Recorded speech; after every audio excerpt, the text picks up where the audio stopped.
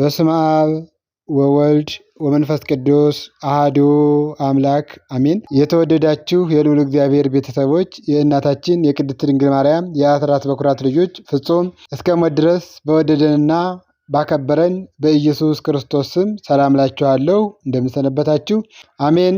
መመስገን የባህሪውና የጌትነቱ የሆነ የአባቶቻችን አምላክ የድንግል ማርያም ልጅ ኢየሱስ ክርስቶስ ስሙ ዛሬም እስከ ዘላለም የተመሰገነ ይሁን። እግዚአብሔር እንደወደደና እግዚአብሔር እንደፈቀደ በዚህ ትምህርታችን ታኅሳስ 4 ቀን ጻድቁ አባታችን አቡነ ተክለ ሃይማኖት ለምን ይከበራል? የጻድቁ ቤተሰቦች እነማን ናቸው? ጻድቁ የት ተወለዱ? ተክለ ሃይማኖት ማለትስ ምን ማለት ነው? የጻድቁ በዓልንስ ለምን እናከብራለን? የሚለውን አምላካችን እግዚአብሔር እንደወደደና እግዚአብሔር እንደፈቀደ በዚህ ትምህርታችን እነጋገራለን። የጻድቁ የአባታችን የአቡነ ተክለ ሃይማኖት አባታቸው ካህኑ ጸጋ ዘአብ እናታቸው ደግሞ እግዚአርያ ይባላሉ። ጻድቁ አባታችን አቡነ ተክለ ሃይማኖት በእግዚአብሔር ድንቅ ጥበብ በሊቀ መላእክት ቅዱስ ሚካኤል አብሳሪነት በሀገራችን በኢትዮጵያ በሰሜን ሸዋ ሀገረ ስብከት ልዩ ስሙ ኢቲሳ በሚባል ቦታ ከአባታቸው ከካህኑ ጸጋ ዘአብና ከእናታቸው ከቅድስት እግዚአርያ መጋቢት 24 ቀን ተጸንሰው ታኅሳስ 24 ቀን በ1212 ዓመተ ምህረት ተወልደዋል ማለት ነው። ስለዚህ ታኅሳስ 24 የምናከብረው የአባታችን የጻድቁ የአቡነ ተክለ ሃይማኖት የልደታቸው መታሰቢያ በዓል ነው ማለት ነው። ጻድቁ አባታችን በተወለዱ በሦስተኛው ቀን በዕለተ እሑድ ከእናታቸው እቅፍ ወርደው አሐዱ አብ ቅዱስ፣ አሐዱ ወልድ ቅዱስ፣ አሐዱ ውእቱ መንፈስ ቅዱስ፣ አንዱ አብ ቅዱስ ነው፣ አንዱ ወልድ ቅዱስ ነው፣ አንዱ መንፈስ ቅዱስ ቅዱስ ነው በማለት ሥላሴን አመስግነዋል ማለት ነው። ስማቸውን በመጀመሪያ ወላጆቻቸው ፍስሐ ጽዮን ብለው ያወጡላቸው ሲሆን ተክለ ሃይማኖት የሚለውን ደግሞ የእግዚአብሔር መልአክ ቅዱስ ሚካኤል ያወጣላቸው ስም እንደሆነ ከታሪካቸው እንረዳለን። ተክለ ሃይማኖት ማለት ተክለ አብ፣ ተክለ ወልድ፣ ተክለ መንፈስ ቅዱስ ማለት ነው። ተክለ ሃይማኖት የሚለው ሐረግ የጽድቅ ፍሬን የሚያፈራ ከኃጢአት ሐሩር ማምለጫ ቢመገቡት ረሃበ ነፍስን የሚያስወግድ ተክል የሚያስወግድ እጽ ማለት ነው። ጻድቁ አባታችን በተወለዱ በ15 ዓመታቸው ዲቁናን በ22 ዓመታቸው ደግሞ ቅስናን ከግብፃዊው ጳጳስ ከአባ ጌርሎስ እንደተቀበሉ ከታሪኩ እንረዳለን። የጻድቁ የአባታችን የአቡነ ተክለ ሃይማኖትን በዓል ለምን እናከብራለን ካልነ እንግዲህ ጌታችን መድኃኒታችን ኢየሱስ ክርስቶስ በቅዱስ ማቴዎስ ወንጌል ምዕራፍ 10 ከቁጥር 41 ላይ ጻድቅን በጻድቅ ስም የሚቀበል የጻድቅን ዋጋ ይወስዳል።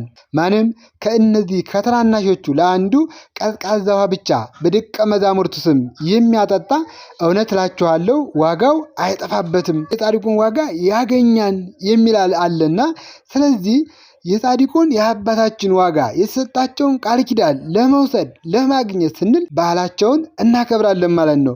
እንዲሁም በመዝሙር 112 ከቁጥር 6 ላይ የጻድቅ መታሰቢያ ለዘላለም ይኖራል ስለሚል የጻድቁን በረከት ለማግኘት ጻድቁ ስለኛ እንደሚያማልዱን ስለምናውቅ አምላካችን እግዚአብሔርም ቃል ስለገባላቸው በዚህ በመዝሙር 88 ቁጥር 3 ላይ ከመረጥኩት ጋር ቃል ኪዳንን አደረግኩ ስላለ ለአባታችን የሰጣቸው ቃል ኪዳን ስላለ ለእኛ ለልጆቻቸው ስለሚጠቅመን ለእኛ ለልጆቻቸው እንደሚሰርፈን ስለምናቅ የጻድቁ አባታችን በዓላቸውን እናከብራለን ማለት ነው። ጻድቁ አባታችን ሕይወታቸውን በሙሉ ለእግዚአብሔር በመስጠት በጾም በጸሎት ተጠምደው እንደ ገበሬ ታጥቀው ይህን ዓለም ንቀው በብሕትውና ስለኖሩ በአሜነ ሥላሴ ጸንተው ሌሎችንም እንዲጸኑ እንዲያምኑ ስላደረጉ እንደ አባቶቻችን እንደ ሐዋርያት ወንጌልን በመላዋ ኢትዮጵያ እየተዛወሩ በኢየሱስ ክርስቶስ ስም ድውያነ ሥጋን በታምራት ድውያነ ነፍስን በትምህርት ስለፈወሱ በተጨማሪም ደግሞ ጻድቁ አባታችን አቡነ ተክለ ሃይማኖት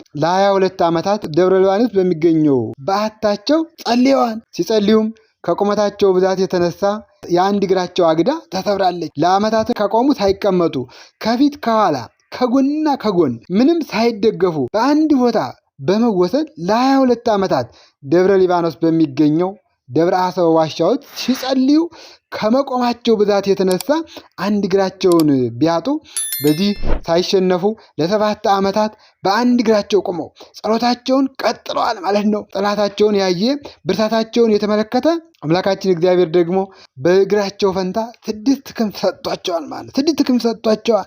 ከቦታ ቦታ እየተንቀሳቀሱ እንዲያስተምሩ የፈለጉትን ነገር እንዲያደርጉ 6 ክንፍ ሰጥቷቸዋል። በአጠቃላይ ለ29 ዓመታት በጸሎት ቆይተው በተወለዱ በ99 ዓመታቸው ነሐሴ 24 ቀን አርፈዋል ማለት ነው። እኛ ልጆቻቸው ታኅሳስ 24 ቀን በዓለ ልደታቸውን፣ ጥር 24 ቀን ደግሞ ስባራ አጥማቸውን በታላቅ ድምቀት የምናከብረው ማለት ነው። ጻድቁ አባታችን በኢትዮጵያ እየተዘዋወሩ ወንጌልን በማስተማር ተአምራትን በማድረግ ብዙ አሕዛብን ከአምልኮ ጣዖት ወደ አምልኮተ እግዚአብሔር ከገቢረ ኃጢአት ወደ ገቢረ ጽድቅ መልሰዋል። ብዙ አብያተ ክርስቲያናትንም ሰርተዋል።